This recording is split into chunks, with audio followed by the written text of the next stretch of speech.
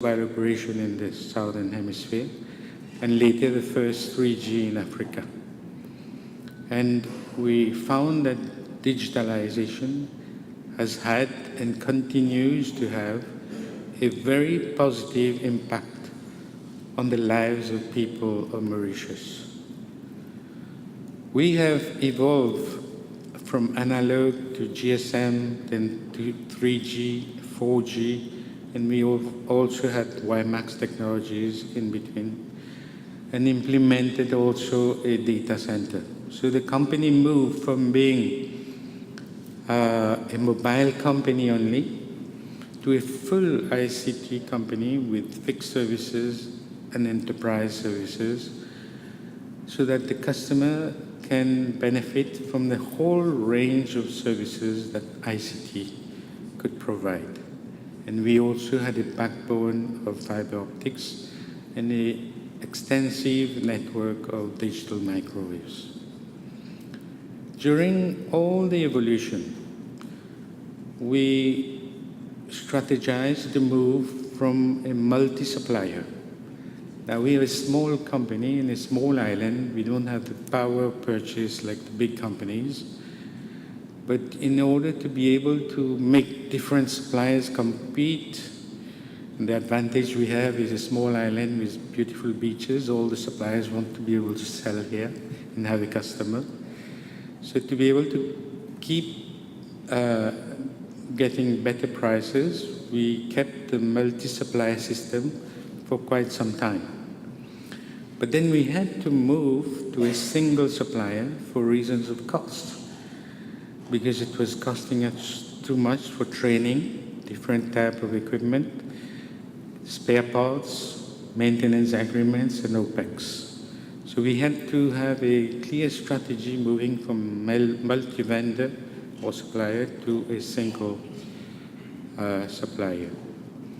And in the process, we also moved from what we call a multi-RAN, because when we have a 3G, 4G, and 2G, we have in the radio station, we have different racks having each of the equipment, which takes more space, consumes more power, and therefore air conditioning. Each one is connected to its own sets of antennas, so not very efficient. And we moved to the single RAN, which meant that there was only one rack, and you could plug in and out equipment. If you needed more 3G or 4G or 2G, you could plug in and out with one set of antennas only. This substantially reduced costs, reduced the space required, and was much more efficient for the future. And it actually helped us to move to another step, which was the sharing of infrastructure, mainly towers, with the other operators. The main requisite in technology evolution is a sound knowledge of future technology, so as to invest in a timely manner to be future-proof, future-ready, and as well not to be caught by obsolescence. So it's not something you learn probably at university, but you have to know what's happening in the world of equipments and technology so that you can do the change at the right point. But most of all, in any investment, you have to get a good return for the shareholders. And just as an example, we used to purchase equipment complying to what we call IPv4, it's Internet Protocol version 4, when IPv6 had come out. IPv6 meant that you could have much more devices connected to your network than IPv4. So if we had continued buying IPv4, one day we would find ourselves with equipment that were obsolescent and which could not take us to the Internet of Things, where we are going today. And this is one factor that has had to be considered amongst many in the technological evolution. So I believe a very clear long-term strategy and knowledge of what's happening in the equipment world is absolutely essential. As concluding remarks, I think there is so much that we can all benefit from being a technology advanced nation in a world that's moving extremely fast and becoming very competitive. And I always refer to this, when the rover can land on Mars and be remotely controlled from Earth with videos and whatever, there is no limits to innovation. A word of caution, however, despite our high level of digitalization, it is sad to note that overall citizens are not making use of all the available technologies to effectively improve their businesses. So it is imperative that much more awareness and customer education is done. For example, cloud in Mauritius is still in its infancy. A lot of CIOs are being slow in letting go of the old habits instead of moving to cloud. So, unless we have competent, experienced, and dynamic people at the head of institution and driving this, unless we have political leaders who believe and are willing to make things happen, all our beautiful plans will bear no desired result. We should shift to real progress, which is measured by our ability to make a difference to the lives of people for the better. Thank you very much.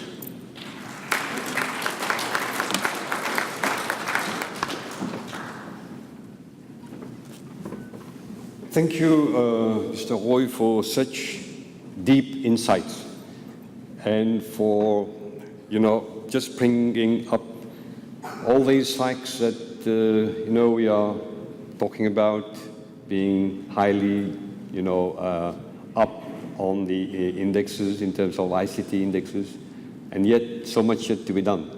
I know you are speaking from your experience. What we've heard this morning is just the tip of the iceberg of what Mr. Roy, holds, in his mind, in his heart.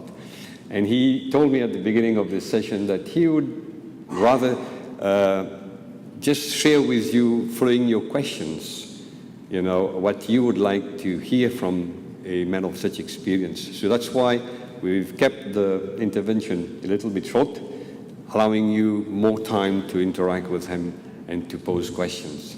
So we'll start with a question. So we'll just take, do you want one by one, or we can take two? I don't want to take many because you're going to be overloaded with the questions. Yeah, we'll get the mics, of course. Do we have the mics? So one mic. You want to stand here? You want to sit there? It's okay. Whichever. But yeah, if you want, whatever. So we can take one question, and one by one, or. Sir, thank you very much for your address. I was just wondering, I don't think any of us would argue about the benefits of technology and telecoms, but I'm slightly concerned about the negative effects on human health of these new technologies, especially as we move to 5G, where we basically will be bathed in what you call electrosmog. And that's been shown to be absorbed by the human body. So I was just wondering what your thoughts are on that, and if there are any studies you're aware of. Well, I've been there 27 years, and just behind our office, we had a tower with hundreds of antennas, and I've been using the cellular for so long. I sleep with my phone next to me, I look fit, don't I? But yes, I know there has been lots of things on internet, especially that can create health hazards. But we rely on the GSMA workings, and they have not been able to find that there is a direct link between cellular and health. So we can only repeat what they say. And the same for the ITU. I mean, they have never, probably it's political, they will never say there is, because it's a major, it will affect the industry a lot. But that's the status today still. Mr. Roy, thank you very much indeed for the overview of, and particularly the brakes on technological innovation. I like very much that phrase that you used, which is we need to be future ready. But I acknowledge the challenges in being able to say, this is a technology we need to invest in, and this is actually a technology that looks like a silver bullet, but it might not go anywhere.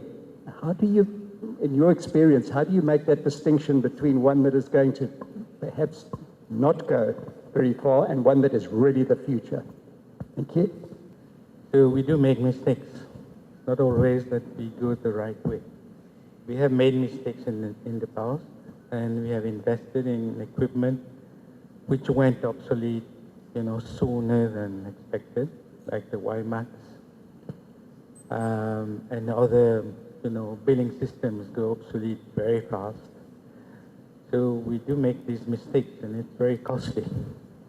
But with these mistakes, we learn. And we try to be more cautious. But we have to take risks. If you want to be future-proof, you have to be able to take risks. Thank you very much for this brilliant expose. 2 questions. First, 27 years, 25 years as CEO, what are the 3 important things that make someone survive as a CEO for 25 years? I think this is something that everybody would like to do. Second thing, I think second question, there has been a lot of innovation. But unfortunately, in the field of education, we're still waiting for that big thing to happen.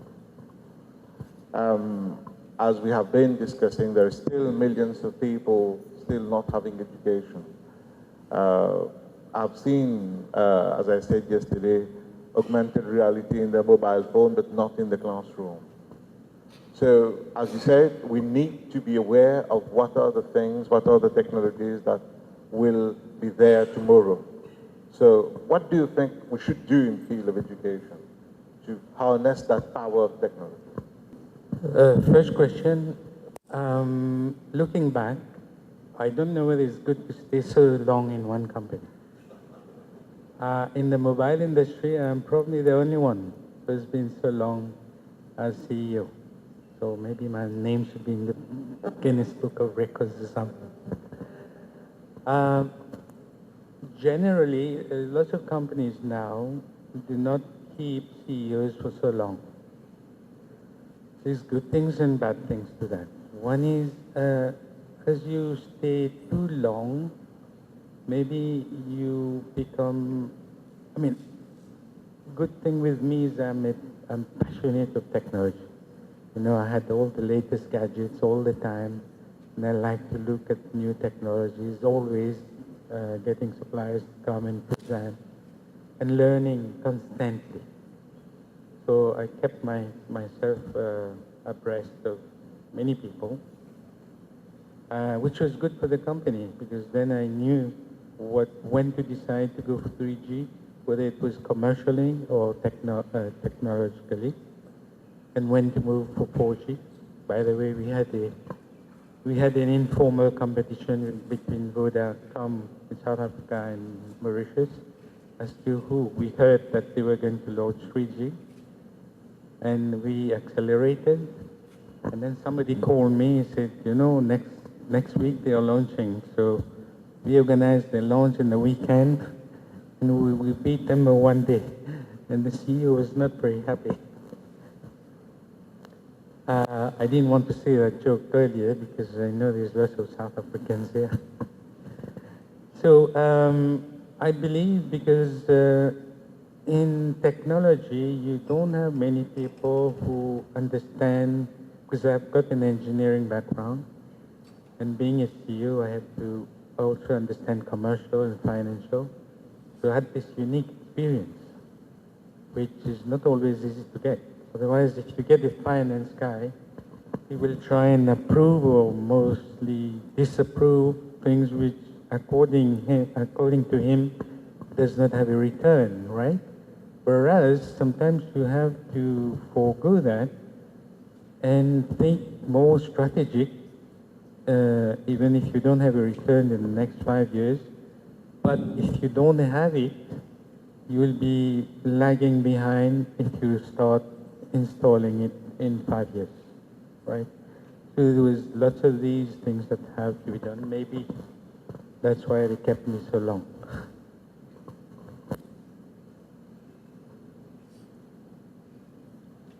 Yes, on the education side, like I said, the problems I faced is when, you know, the equipments are changing or merging. Even marketing, it happens in marketing as well. The way we go to market changes, you know. Now you have digital marketing and all that, which are much more efficient than having billboards and all that. So people at the universities must be able to learn that what's happening in the industry and what will come in the future, so that they can teach the students these things so that industry can take these people. Otherwise, we have this problem, and we had a major problem because when we were IT and telecom, we had a CTO who looked after the network and a CIO who looked after IT. Now, when you have everything merged, ICT, who looks after the IT part, who looks after the telecom part? So we try and create a CTIO position who was supposed to be knowledgeable, but you can't find this person. He is either a telecom expert or an IT expert. Can't get one yet who has all this knowledge. So I believe this information must be obtained from industry as to where they're going, and not only in technology, but in marketing and finance and everything. And try to start courses at universities already now. Does that answer my question, your question? Now, in the area that I'm living in South Africa, for the last couple of weeks, I see they've been digging along the sidewalks and pavements, and it's basically the private sector, and the reason given was they were going to put more faster internet. Now, my question is there another way of doing it rather than having to dig up the sidewalks and pavements and cover it up and so on in this era of galloping technology? I don't know, they might be doing things differently here or other parts of the world. Well, yes, that's a major problem in Mauritius, and the reason is there's no coordination between the water authority, the wastewater authority, the electricity authority, who all dig up roads. If we had a one-time coordinated digging of the road and all the relevant pipes put in to cater for future needs, whether it's telecom, fiber, electricity, water, then the disruption for citizens would have been least. And the same, you know,